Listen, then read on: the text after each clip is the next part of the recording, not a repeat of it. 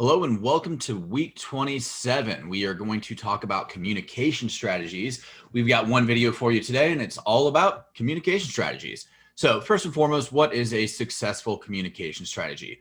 Plain and simple, your message reaches the intended audience and has the desired impact. Seems easy enough. There's a lot more that goes into that. Ideally, the information is sent before it's needed, and transparency is extremely important when you're talking about anything that's out of the norm. So this could be problems with production, this could be specials, sales, changes in business hours, all of that. You don't want any kind of bad surprises when it comes to that. So getting ahead of the information is critical when it comes to communication strategies. You don't want to be reactive. You want to be proactive, and you want to control the messaging going out to your customers, your employees, whoever it is.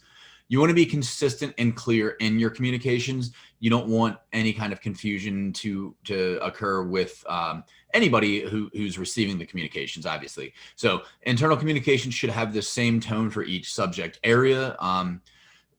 You don't want to make light of HR communications, but you could when it comes to holiday parties and things like that. So schedules and stuff like that can be matter of fact. Events that you're sending out to your team internally could have more energy. You want to still be concise and direct and clear in what you're saying, so you can have energy, but again, what is it that is happening, when is it happening, who's in, what's expected of the people who are coming, et cetera, et cetera.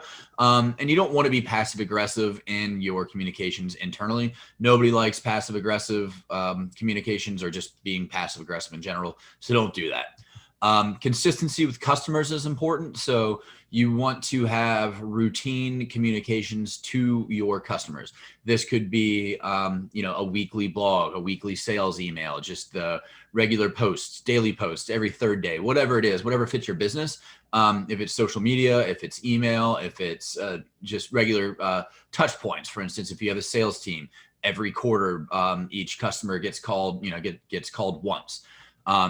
Keep your the ideal customer avatar in mind as you're creating these communication strategies for your customers, because some people might like consistent communication. Some people don't want to talk to you unless they need something from you. So for instance, if you are a dentist, maybe nobody really wants to talk to you unless they have a problem, or it's their that time of the year for them to get a cleaning. So again, just think about who your customer is. And then be clear about your intention. So nobody should leave the conversation or leave the email, the communication, whatever it was, confused, upset, anything like that, unless for some reason that was your intention. But yeah, nobody should leave that conversation, that communication confused or upset. With your intentions, if you start off with this, the intention of this email is obviously not in those words, because that's boring. But coming out and saying, hey, we got a sale going on, and here are the details. If I care about what that sale is, I'm going to read the details. If I don't care, I already know that I can just delete that email. And it helps with keeping things from being taken out of context if you're clear and upfront about what the intention of your communication is. And you want to also state your goals clearly in there. Again, not like, here's my list of goals, bullet 1, bullet 2, but you want to be clear. And again, you don't want anybody leaving that communication confused about what it is, or why they got that communication. And you want to create an efficient feedback loop in there. So if I am an employee or a customer and you send me some sort of communication, whether it's email, a text message, social media, or whatever, I should have a way to send something back to you. There should be some sort of either a call to action or a way for me to reply or send you, something to let you know that I received this communication and I, have a question, or here's my response, or whatever it is. So creating a communication strategy, it really depends upon the situation that you're, the intention of your communication. So if it's something to marketing, if you have somebody in a marketing department in your business or whatever, you can leave it up to them, but it should be consistent with your culture, your core values, et cetera. Everything that you do should be, should keep those in mind. You generally want to connect with them on an emotional level, especially when you're talking about marketing or sales. You want them to feel it in, in the core of their selves that, I want to buy this. I want to connect with you. I want to do whatever it is that you're trying to get me to do. You obviously you're going to use it for sales, promotions, brand awareness, things like that. Customer service. These you're definitely going to want to detail out to the customers. So it's your customer service team isn't creating their own communications. This is the message. This is what I want you to get. This is what I want them to feel. People can take that and craft it so it's a little more personal to them, so that they can connect with your customers based upon that message. But again, like, you should have the set goals laid out of, here's the things that you need to say.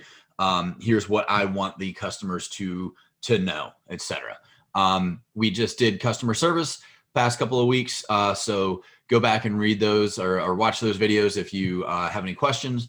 And just keep in mind, again, your culture, your core values, all of that type of stuff. A couple of things that you want to consider when you're creating your communication strategies: boundaries and expectations.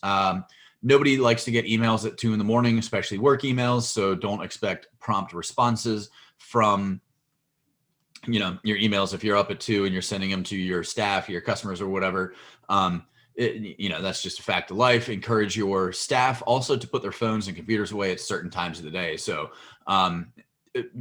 between the hours of 8 a.m. and 6 p.m., I expect email responses. After that, it's your own time. Do whatever you want.